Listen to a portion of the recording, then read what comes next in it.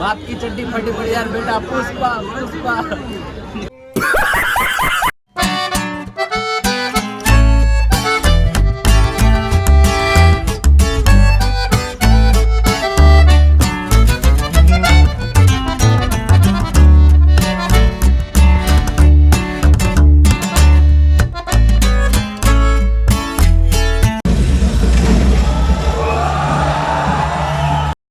Welcome back to new video. বন্ধুরা, আমার thumbnail দেখে আপনারা বুঝে গেছেন আজকে আমি কি টপিকের উপরে ভিডিও বানাবো।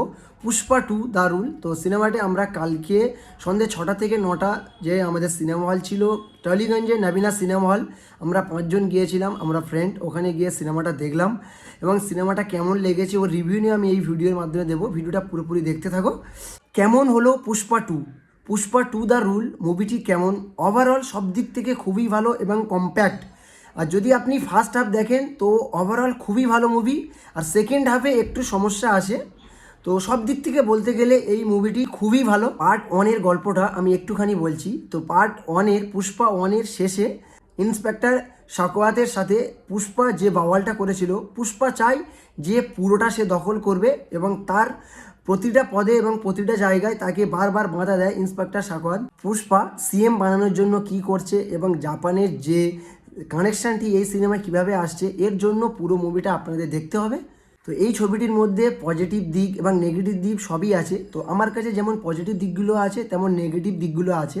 তো পজিটিভ দিকগুলো হচ্ছে, ছবিটির প্রথম পজিটিভ দিক হচ্ছে আল্লু অর্জুন। তো আল্লু অর্জুন না থাকলে এই সিনেমার অনেকটি সিকুয়েন্স বা অনেক কিছু তুলে ধরতে পারতো না। আল্লু অর্জুন ভাই আলাদা ফাটিয়ে কাজ করেছে ভাই। আর যারা আল্লু অর্জুনের ফ্যান আছে তারা অবশ্যই সিনেমাটা দেখবে। আল্লু অর্জুনের পারফরমেন্স সো গুড এবং সেকেন্ড হাফে তার যে কতটা দক্ষতা বা সে কি করতে পারে, পুষ্পা যে রাজ সে কেমন কি করতে পারে, তো পুরো সিনেমাটা না দেখলে আপনি বিশ্বাস করতে পারবেন না। আর সে শুধু পুষ্পা যে শুধু মুখে বলছে এরকম কিছু না, সেকেন্ড হাফে সে তার দক্ষতা এবং সে তার পারফরমেন্স দিয়ে পুরো মুভিটাতে তুলে ধরেছে। আল্লু অর্জুনের যে ডায়লগবাজি এবং ইমোশনাল সিন এবং ইন্টারভেলের আগে যে মিররে তার সে যখন নিজেকে দেখবে, উফ আলাদা ভাইব ছিল। আপনারা লাফালাফি করবেন এবং সিটি বাজাবেন, আলাদা ভাইব ছিল ওই সিনটাতে। যে শাড়ি পরে যাত্রাতে যে সিনটা, উফ পুরো মুভিটাই ইম্পর্টেন্ট পার্ট বলতে গেলে ওটাই চলে। যে শাড়ি পরে তার ডান্স, তার যে ফাইট, আলাদাই ভাইব ছিল। ওই অ্যাকচুয়ালি এই মুভির ওই সিনটা বলা যেতে পারে অ্যাকচুয়ালি আলাদাই বেস্ট ছিল ওই সিন। আর সেকেন্ড পজিটিভ হচ্ছে পুষ্পাদে এতটা পাওয়ারফুল কিভাবে হলো এবং তার প্রতিটা 10 মিনিট পরে পরে তার যে ওয়েট, তার যে ডায়লগ, উফ আলাদাই ছিল ভাই। এরপরে আসি সাপোর্টিং ক্যারেক্টার শ্রীভাল্লি, তার যে কতটা চরিত্র কতটা গুরুত্বপূর্ণ তা মুভিটি না দেখলে আপনারা বিশ্বাস করতে পারবেন না। তো অনেকে অ্যানিম্যাল মুভি দেখার পরে রাশ্মিকা মান্দানাকে অনেকে রোস্ট করেছিল। তারা এই যে মুভিটি পুষ্পা 2-তে তার যে কতটা চরিত্র, তার যে কতটা ক্যারেক্টার, আপনারা দেখলে সিরিয়াসলি বলছি আপনারাও রাশ্মিকা মান্দানার ফ্যান হয়ে যাবেন। মুভি দেখে মনে হয় প্রত্যেকের লাইফে এরকম একটা লাইফ পার্টনার থাকুক।